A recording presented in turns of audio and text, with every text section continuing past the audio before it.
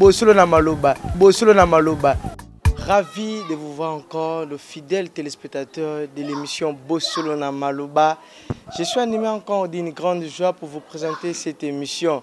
Vous les fidèles de Pelo Pro TV, vous n'êtes pas toujours dessus parce que je manque de mots pour vous. Mais ce que je demande à mon Dieu, après Sabino toujours, force wana, apambola bino. Enfin, on va toujours vous allez abonner fidèle à Pelo Pro TV. Pelo Pro TV, c'est une chaîne où il y a une innovation. Ils ont mais avec le temps, est comme plus grande parce que nous avons une qualité. Nous avons une émission où n'importe qui. Vraiment, les fidèles de cette émission, renommée encore Bosolo na maloba, une fois de plus, salut où vous êtes. J'ai la joie vraiment de souhaiter un joyeux anniversaire à Madame Ornella Orga. Et pourquoi pas de dire joyeux anniversaire à vous, Olga Kuzanouka, depuis Paris, mère sociale, maman Bana, maman Replay, maman Razala bien. Madame Olga Kuzanouka, depuis Paris, joyeux anniversaire à vous, Mbotsama Elam. Une fois de plus, joyeux anniversaire à vous, la sœur Suzy Bissa, la perle. Suzy Boussé, la perle, Suzy Abissa, la perle, Mbotama Elam Nayo. Pourquoi pas de dire joyeux anniversaire à vous, Herman Lesage, le serviteur de dire Herman Lesage, Mbotama Elam Nayo. Et je serai obligé de dire heureux mariage à un couple merveilleux, le nouveau couple, les jeunes mariés, Grâce Mouniangi. Et monsieur Yves Yolande, heureux mariage à vous. Vraiment que les bons Dieu tracent sur vos chemins une fleur de bénédiction à Pambola Bino, vous allez bien, ils allez rendre boy, ou le qui moutouna, jusqu'à ce qui peut au balai. Heureux mariage à vous. Et pourquoi pas de dire mes condoléances à notre sœur Laure, Madame Laure qui a perdu sa grand-mère. Mes condoléances à vous. Soyez forts devant de telles circonstances, nous devons demander l'Esprit de Dieu, la force divine, et à rendre biso fort ou forte pour les circonstances à boyer. C'est comme ça choque. Les blessés mais soyons toujours forts. Sur ce plateau, nous avons réussi encore un homme de Dieu. Je vous rappelle qu'il était avec nous la fois passée. Je suis animé d'une grande joie parce que nous avons réussi encore un homme de Dieu. Papa Moko bien, un serviteur de Dieu qui plaît à Fouama Kazalara bien, sur bien à bateau. Et il a des paroles vraiment. Et je vous ai toujours dit que ce n'est pas lui, mais plutôt c'est le Saint-Esprit, c'est Jésus-Christ qui est en lui. Parce qu'apôtre Paul dit dans Galates 2:20, si vous me voyez comme ça, ce n'est pas moi, mais plutôt c'est Christ qui est en moi. Et le pasteur que nous recevons aujourd'hui, vous le connaissez, c'est un homme de Dieu, un homme bien, un homme alobara bien, un homme où il y a ça qui est fort, attendre selon la volonté de Dieu. Il est avec nous sur ce plateau. Bonjour, pasteur. Bonjour, bien-aimé, merci. Comment vous allez?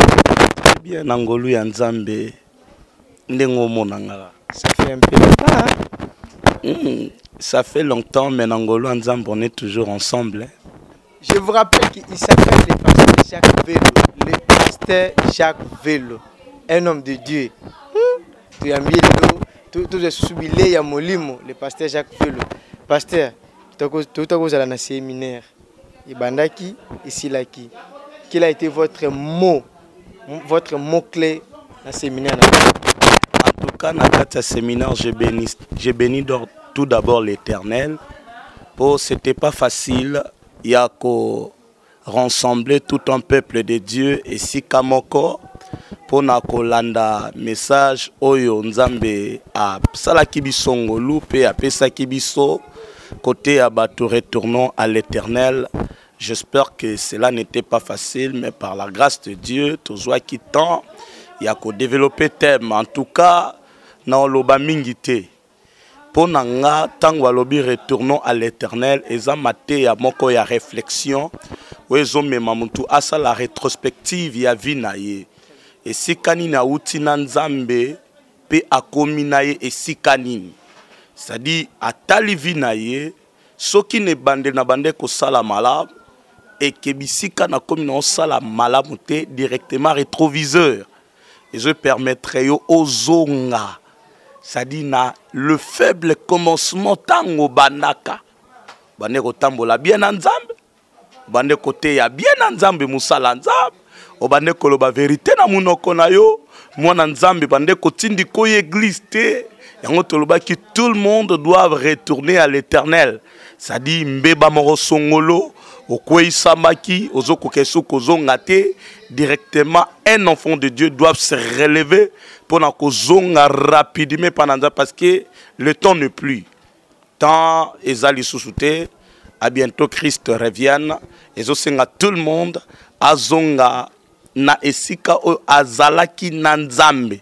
Ça dit voilà la raison pour laquelle nalobaki ça dit souviens-toi donc d'où tu es tombé et tout simplement réponds-toi et pratiquer les bonnes œuvres. Le premier amour. Yango nde nzambe azosenga. Donc voilà tout court ce que je peux dire. Ah merci pasteur. Il y avait aussi la présence d'autres pasteurs qui pour assister à ce séminaire. Évidemment, il y avait plein de pasteurs et puis Baté à Kibiso Parole, dans 4 églises. En tout cas, on était énormément bénis. Vraiment, j'ai la joie parce qu'aujourd'hui, avec ces pasteurs, je vous rappelle qu'il s'appelle le pasteur Jacques Vélo.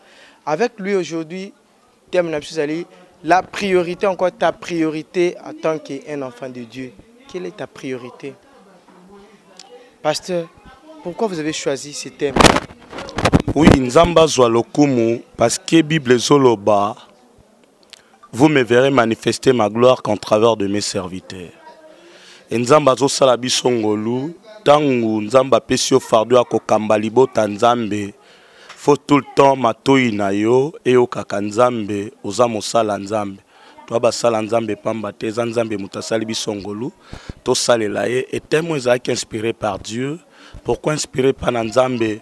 Parce que lelo, vous remarquerez des enfants de Dieu, bazobo sana bito bazwa nango église. Et belé bit na bango ezatang mususu apambolama, azwa misolo, azwa misala, a voyager kende libanda mboka, atonga, abala, mais bit principal au besoin dans église, Babosana, qui voit la raison pour laquelle le Saint-Esprit nous avait inspiré à Kolobela, thème sur quelle est ta priorité en tant qu'un enfant de Dieu. Parce que Belé besoin en église, il oublie aux priorités et pas Nzambezanonini. Avant Ngana, Zouabilo, Koyanzambe wana. Et Belé Baye bien ngoli souste. Voilà la raison pour laquelle Nzamba Pesa Kibiso thème, ils ont un verset clé. Otozo tambola nango na mitu na Matthieu chapitre 6 verset nango 33 bisika Bible zoloba chercher premièrement les royaumes de cieux et sa justice et tout ce qui reste nous seront donnés par-dessus. Très bien, vous suivez le pasteur Jacques Vélo, la sagesse divine, la sagesse du roi Salomon. Vous, le fidèle place au Vandi, quelle est votre priorité étant qu'un enfant de Dieu? Partir à l'église, ce n'est pas dit hériter le royaume de cieux. Mais quelle est ta priorité? Pasteur, est-ce que quelles sont les priorités à moi devant Dieu? Oui, pourquoi des priorités? Ce qui est dans la Bible, total na tous les 4 évangiles. Nazui évangile moko na Luc chapitre 2 49. Ça dit priorité à liboso tolobaki. La première des choses, Jésus-Christ, à l'âge de 12 ans, il s'occupait des lèvres de son père. C'est-à-dire, à l'âge de 12 ans, et comme si biso batuto kotanga makomi, moi na mobali moko boye, et lenge moko boye, sengeli nanwa tanga ba classe, ainsi de suite. Mais si bitima kotambola na baboti na ye, abungi bango, komi kokinde kote ya maloba nzambe. Batata bandi ko luka mwana. Si bitima bakoma bisika moko boye tala batata mikolo basangani boyo kamwa na moko 12 ans zoloba pendant que bango balaki na recherche ne bali bazo alobi oh bino bozo lukanga mais comme tango na sala musala ya tata dangai.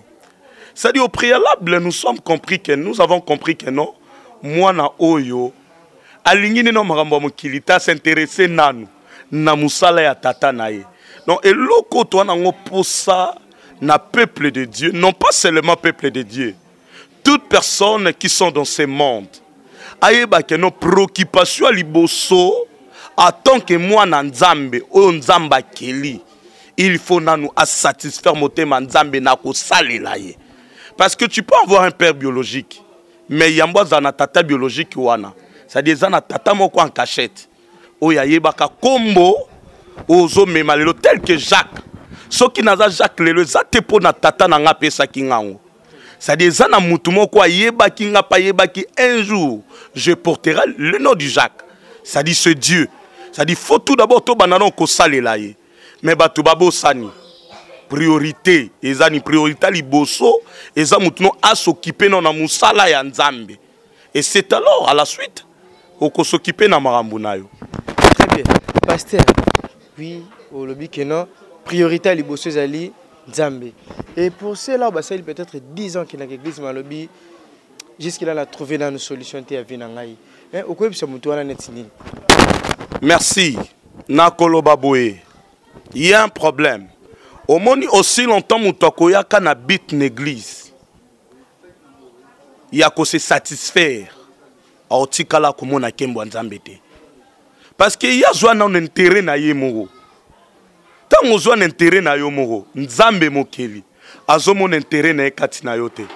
Moi pambole kozala te. Po nzamba koma na niveau ya ko pambola yo. Ya ko pesa yo eloko yo zolu kozo mitungisa manango. La première des choses nzamba moya amona na priorité na ye, préoccupation moko ya ye kati na yo. Et c'est alors que ce Dieu là a ko résoudre les problèmes na yo. Mais si nous revenons même na kati ya Bible, ana lela trop pona roluka Samuel azwe na lo sambo selte, il a fallu nzamba mon intérêt na kati eloko azo senga ye. Tangu ana leli alobino cette fois-ci na ke sambela. Mukolo ana bimisa.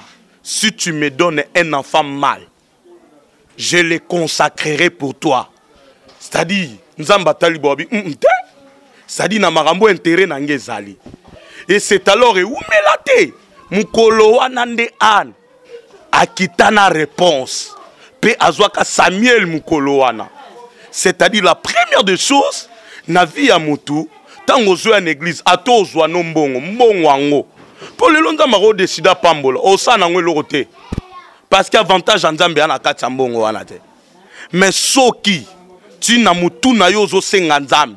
Priorité za ke mbongo na kokabolango na Zambie. Zambie opé sango na facilité. Libala opé sango na facilité parce qu'il y a moni priorité. Intérêt na ye za na kati. Il y a marambo yo zo senga. Papa, mbule beta, to ebetate. Likolo inda to einda te. Aussi longtemps mutoko tia nzambe na première position te. Moyazwa biloko nzamba lola ekozala te. Très bien. Pasteur, au possible exemple il y a sœur Anna. Et à l'époque il y a Anna jusqu'à notre époque, il y a eu vraiment beaucoup de temps. Ah oui. Est-ce que vous êtes sûr et certain qu'il y a aussi des sœurs Anna dans le moment nabiso qui peuvent aussi bazala bakanga motema nengi ana kangaki motema jusqu'à ce que akikozwa Samuel. Vous croyez qu'il y a aussi des sœurs Anna à notre époque? Merci Bible lobby, notre Dieu il est le même meilleur aujourd'hui éternellement. Nzamba changera nete. Problème ezali an kututi azo senga marambo wana bazagi na temps loi. Nous sommes au temps de la grâce. Ça dit ezane loko morote. Je suis tellement persuadé affirmer que ezana batu musuna kati ya mboka oyo.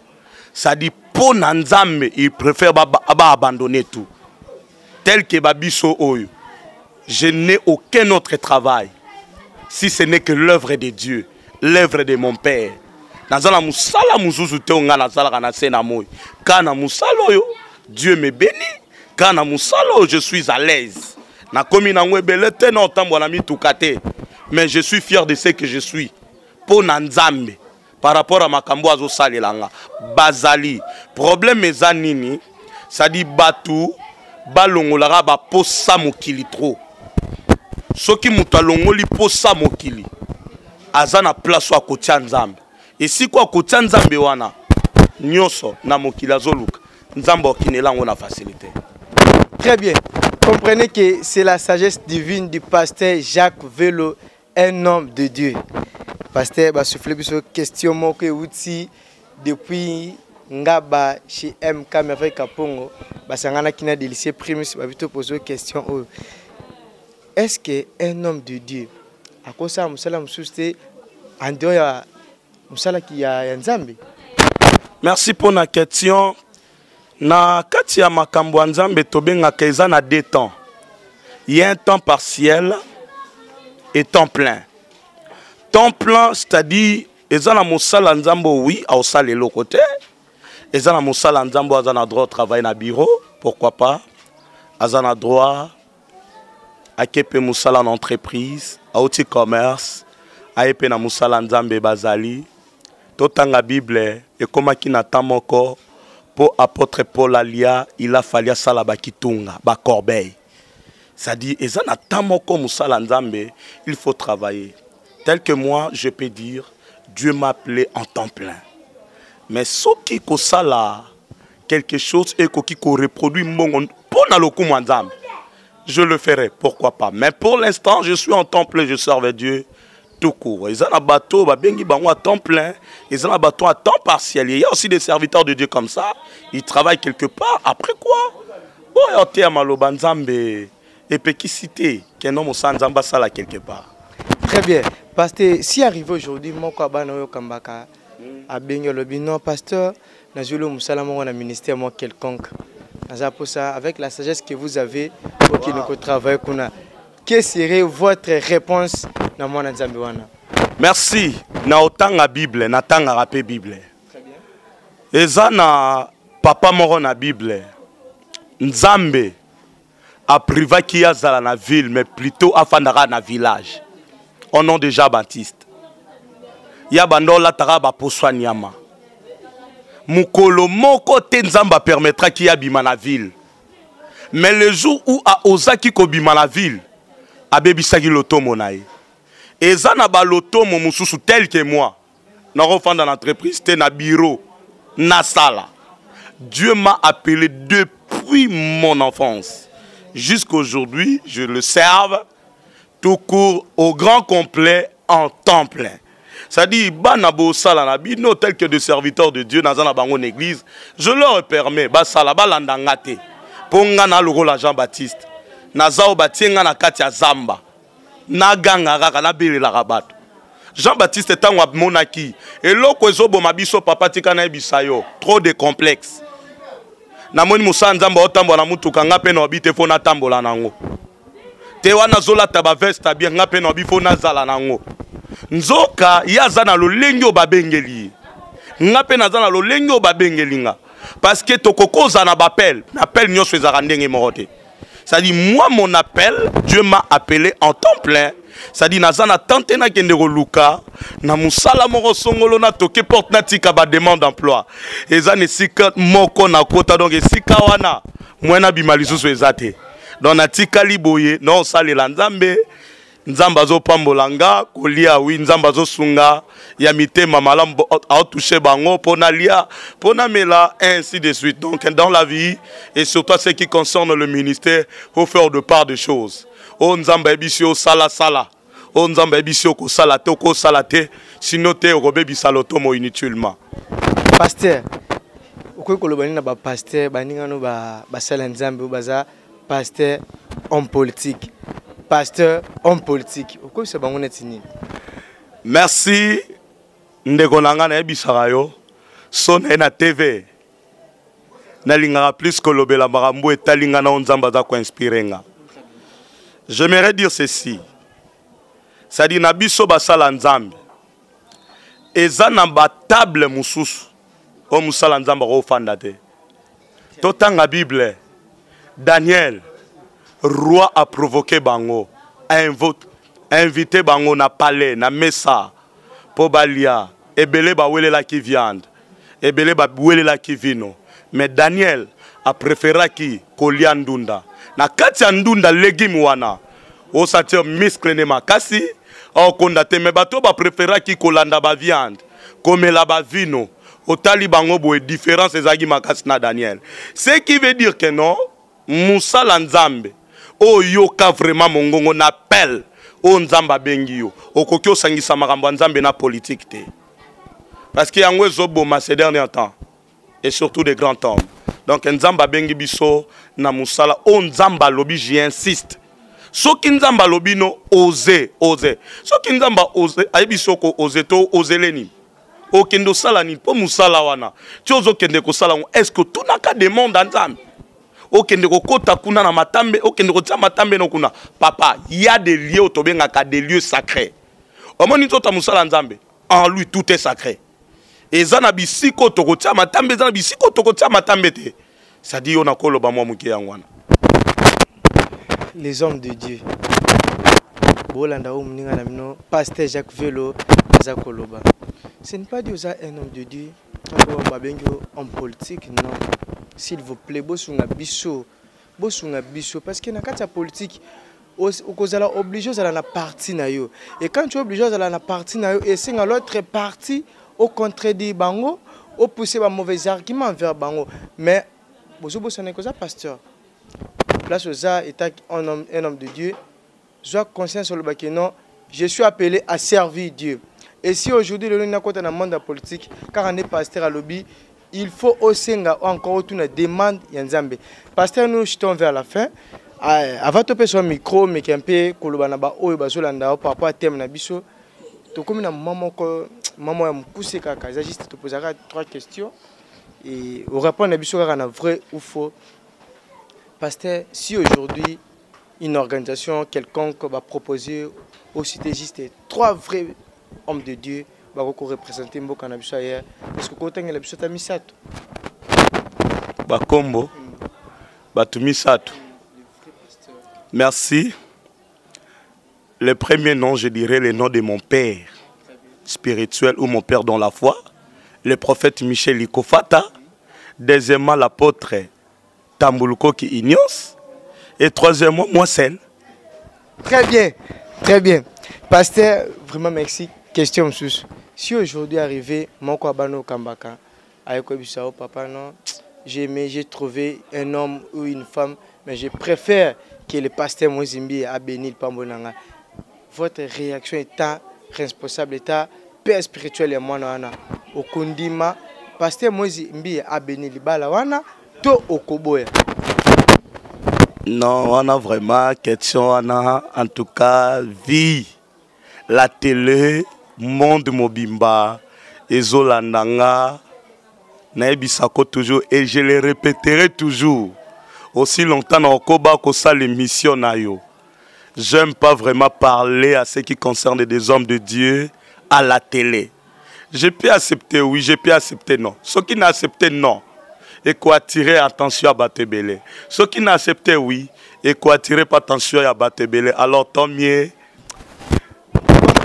Comprenez cette ambiance, comprenez. Pasteur, troisième question pour tout le monde. Est-ce que l'argent peut aussi aider les services de Dieu? Est-ce que l'argent peut aider aussi les services de Dieu? Bon, oui, pourquoi pas? Ce qui mbongo ezalaki te ndenga no pe to fandi boete micro poto lobelango. Esomba mina mbongo. Bilili ezozwama. Caméra wana. Ezambongo.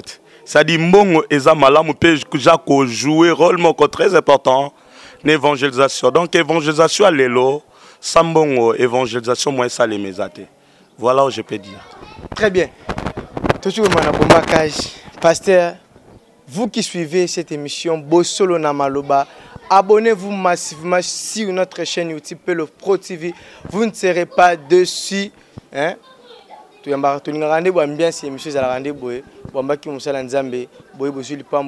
vous qui suivez aussi cette émission, partout vous êtes, Madame Olga Kouzanouka depuis Paris, hein? L'Andaoki Pasteur Jacques, vraiment une fois de plus, Mbotama est là, moi vous, Madame Pasteur, tout comme dans moment quand vous êtes sur le micro, on met un peu kolobela, fidèle au Basali Kolanda, partout vous êtes, Madame Fata Djoubasi depuis Paris. On met un peu par rapport à thème Nabiso, quelle est ta priorité en tant qu'un enfant de Dieu?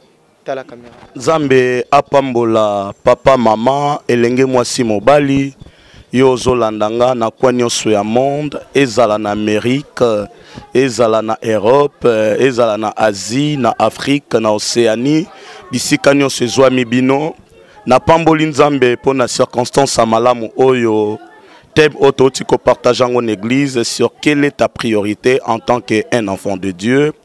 Tu abordas qui ba point mon qui très capital, très important. tolobaki ya liboso sokotali Yesu Kristo na sena moi à l'âge de 12 ans andimaki atika baboti na ye po apanza sango malamu ya Nzambe et tolobelaki lisusu apôtre Paul aza ko insister bisika wapi azolo barabiso soyez mes imitateurs comme moi j'ai imité Christ. Ça dit na vie na yo sala effort otanga ta Bible oyeba nini o Nzambe azo senga na biso to sala pe o nini Nzambe azo senga na biso to sala te. Tout le monde a emporté azo matériel, tout le monde a emporté aza la béni, mais priorité na yo en tant que moi na Nzambe eza nini yango bien aimé soko tangi Bible zo ba fait de l'Éternel tes délices et il te donnera ce que ton cœur désire. Lukana no komisa Nzambe eloko aposa tia Nzambe en première position na makambo nyonso ozo sala yo muto za libanda mboka yaya poto eza lola te pe yo muto ozo tambola partout ozoloba mokili eza yanga yaya mokili bakumba ngo na mapeka te na vie tambola bien Nzambe akamba yo Nzambe pe ba otikala ko kamba ye mukolo moko te Nzambe ndakamba biso Nzambe asunga biso biso to osunga Nzambe te maintenant na interpeller conscience ya mwana Nzambe moko na coin oyo sali tala vino malamu depo banda ko tambola makambo yo salaka Nzambe azwaka part na ye combien vina yo tio tambolaka tio zobi manatongo pemo yo zozwa ofutela rango nini ofuta kelo côté alors à quoi bon oboya resambela à quoi bon oboya ko église à quoi bon oboya me bien aimé ko luka Nzambe à quoi bon oyoka maloba Nzambe telemela kango même ata bazote ya yo solo yo pona yo ozoloba te mais bien aimé ça l'effort okomisa na Nzambe mbuma yelengi eloko ya posa soko koyoka nzala oui olia bilei ekoleka lango mais soko fandisi Yesu akomi priorité ya liboso kati na yo yeba ke nyonso ko sala oko réussir oko pambolama na vie na yo na lingina biso banda lelo ko lukana no bozuite lukana no muto apesaka bozui. C'est très important parce que belé tozo ya na l'église. L'église elle le tondi po na ba miracle. L'église elle le tondi po na ba délivrance. L'église elle le tondi po na ba guérison. Non, ce n'est pas ça.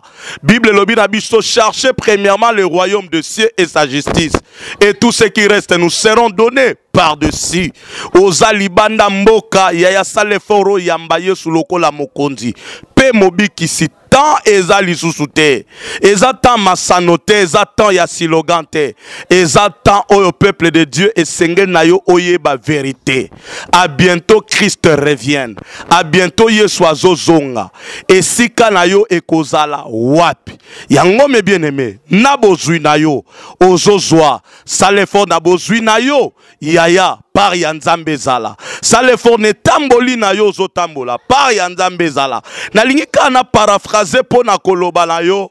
Tia Nzambe en première position na makambo nyonso zo sala na se na moi. Christ tangu tolobi tozala ba imitateur na ye. Christ kati na corruption ezala kite. Kati na fraude ezala kite. Kati na ye lelo tozomona ba masakoli ya cop. Lisakola cop et pas Yesu ezala kite. Yesu abande kolobela batu vérité. Eza ndenge morope nanga na yo pasteur ozo tozote ya batu parole. Total sabatu plus bénédiction te. Mais total sabatu le signe de temps de la fin. Total sabatu que non Yesu azana nzela. Tobanda kobeta déjà trompette. Mosala nzam. La prophétie prendront fin. Mais Bible zolo ba yokoti kaleza maloba nzambe. Tolingi tote ya batu solo pena yo mwana Nzambe ozoyo ka parole tika mabe yaka ko rejoindre Yesu azana posa na yo pesa ye motema na yo lingata ngozo salela Nzambe n'église intercesseur intercesseuse protocole diacre diaconesse luka Nzambe ayeba part na ye na kati ya makambo ozo sala et puis yo mosali ya Nzambe Nzambe a trouvé intérêt na ye na kati na musalo ozo sala e kozala malamu mingi yaya tika Nzambe apambola yo bisiko yo zali pesa Nzambe par na makambo yozo sala ozo luka poto bien sûr ozo luka liba les amabete ozo luka ya promotion eza mabete distinction na musala eza nango mabete mais wapi para nzambe préoccupation nzambe na kati ya makambo ozo sala. Occupe-toi d'abord de l'œuvre de Dieu et Dieu s'occupera de la tienne. Que le Dieu Tout-Puissant apambolayo papa, maman, elenge mwasi mobali, homme de Dieu, ozo kanga na musika, pena pembeni. Vraiment, je vous aime tous. Soyez bénis là où vous êtes. Abonnez-vous massivement sur notre chaîne YouTube Le Pro TV. Vous ne serez pas déçus. Tout ce que la sagesse divine, la sagesse forte et Jacques Velo. Ici que j'ai mis. Après avoir colonisé au pasteur à lobby, je dois maintenant prendre des décisions dans la vie. C'est recadré.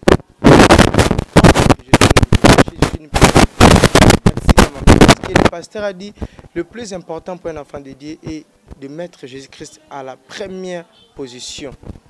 Et le pasteur, question pour chuter, tout le monde avec l'église à l'élo, c'est phénomène prophétie au banda. Est-ce que prophétie est en wakala na prophétie de l'eau? Et ça la même toujours. Nabimi na garnison de prophètes. Nabimi na lisiba oyo lisakoli, c'est-à-dire esakola maka authentiquement. Je suis aussi l'un de pasteurs aux un ministère pastoral, mais je le don de la prophétie. Mais faut tuer belo moro. Prophétie est ton raté. Oui, ton plus na bon moutueza maloba nzambe. Même si des prophéties prendront fin. Yango zotala so otali plus na bekran lelo, batu baza basé plus na prophétie. Loba boy sala non noté. Toté ya batu parole parce que tant où est commis ya kolobela batu solo parce que la vraie prophétie c'est la parole de Dieu. Lisakolia solo eza maloba ya nzambe. Oui, sengeli ya ngonde to loba na batu tout le temps et non pour na ba prophétie. Prophétie ton église te. Oui, ton église eza maloba nzambe pe enseignement. Ya ngonde sala ka keno église avancée, pe église kende liboso. Alors c'est temps vraiment, j'aimerais vous dire, même si peuple de Dieu, même si eux-mêmes, le serviteur de Dieu comme moi, et comme étant oyotote abatu maloba nzambe pe to enseigner peuple de Dieu. Voilà ce que je peux dire. Très bien, pasteur, nous sommes arrivés à la fin. Mais pour qui, ceux qui ont un bateau, au coup dédié, et puis le programme, et puis numéro contact. Merci. Et premièrement, on appelle ici numéro de téléphone nanga, plus 243 89 59 33 045 plus 243 89 59 33 045. Et en tout cas, sans oublier na kobo sanate na pesina numbote na caméraman nanga pembeni ainsi que na yemoko mukonzama solo le plus jeune mais mayelo nzamba tondi sekat naye apambola bine sous davantage. J'ai béni tous mes enfants de l'église ASEM. Dengaba pena kozanga te kopesa papa nanga Michel Likofata mbote bisika zali en tout cas na pamboli bana nzambe nyonso o baebinga libanda mboka nzamba pambola papa Paul Olenga mama Trifène l'incontestable Olenga nzambe asala bino bolamu ainsi que les autres nabi kebozé belé partout dans le monde. Vraiment je suis fier de vous et sans oublier encore on a bien moninga nanga ya tangwa pasi pe abisengo madame mon épouse Ariane Velo nzambe apambola yo ainsi que na bébé na biso Donnel. Je suis fier de vous, que Dieu bénisse tout le peuple de Dieu. Basala nzambe ona koko kanga munoko me ba kombo na bango fona tanga ya Fabrice Sala ya Verdique Kandala ya Jamanda nzamba pambola bino na musala malamu bozo sala pone tonga na nzambe nyonso ya bino ekende liboso et surtout émission oyo nzamba sala grâce bokende nde mosika bosuka na nzela te potoza na posa na bino. Merci, nous sommes arrivés à la fin de cette émission. Mais pasteur Koki ko permettre nous avons vu une nouvelle personne au hasard. Bonjour frère. Bonjour. Kombo na onani puis ozanani. Oui, merci pour la parole. Mon nom a été déjà cité. Je suis l'une des serviteurs, l'enfant du pasteur Jacques. Mon nom c'est Verdi Kandala. Aochotangango Sikoyo. Naza mwana oyo, naza na samba kolonae. On a même initiative, même idole. C'est notre un schéma à suivre. Moi, c'est Jésus premièrement et le deuxième c'est lui. Ok, quel est votre mot clé par rapport à Fidèle Balanda Bisson? Ouais, le peuple de Dieu, je vous invite seulement à comprendre une chose. Nous sommes déjà presque vers la fin du monde. Le temps déjà a déjà passé. T'es poussani. Quelle est ta part na Makambo Nzambe? Premièrement, je vous invite à faire vraiment la volonté de Dieu. Si tu fais la volonté de Dieu, le reste vous sera donné. Même Bongo Tozoluka et Pesama, même Kolata, pour être swag, comme le monde dit, Olata, non, si tu fais la volonté de Dieu. Mais plus, même le peuple congolais fait la volonté de Dieu. Vous verrez que le Congo est au Mwama. Et il s'épanouit, il s'épanouit. Merci pour la. Très bien, voilà, nous sommes arrivés à la fin de cette émission. Un grand merci à toute l'équipe technique, au Basson Arabiso, président Nabiso, Cédric Pello, coach. Un grand merci à vous, Papimbo, ma pied, mon idole. Un grand merci à vous, Ndeko Sango, pourquoi pas de dire. Un grand merci encore à Madame Olga, maman sociale. Et un grand merci aussi à notre pasteur, pasteur Jacques. Je vous rappelle que c'était le pasteur Jacques, l'invité de cette émission. Un homme de Dieu, un homme moral arabien, arabien, Vraiment, vous avez suivi la sagesse divine de notre pasteur. Abonnez-vous massivement sur notre chaîne YouTube. Pello Pro TV, vous ne serez pas dessus. Un grand merci à vous, Dr. Théodore Manza. Un grand merci à vous, Jérémy Mila Diang. Un grand merci à vous, Eliora Sarah, Madame Eliora Sarah. Un grand merci à toi. Et pourquoi pas le dire, un grand merci à vous, Madame Laura Kabekola. Vous êtes un grand merci à vous. Vraiment, que le Dieu, le Tout-Puissant, le Créateur, la prochaine émission. Ciao. Pello Pro TV, mais libine ambiance. Boya kotale monde, boya kotale. Pello Pro TV, mais libine onde makambwe. Pello Pro TV, naleli.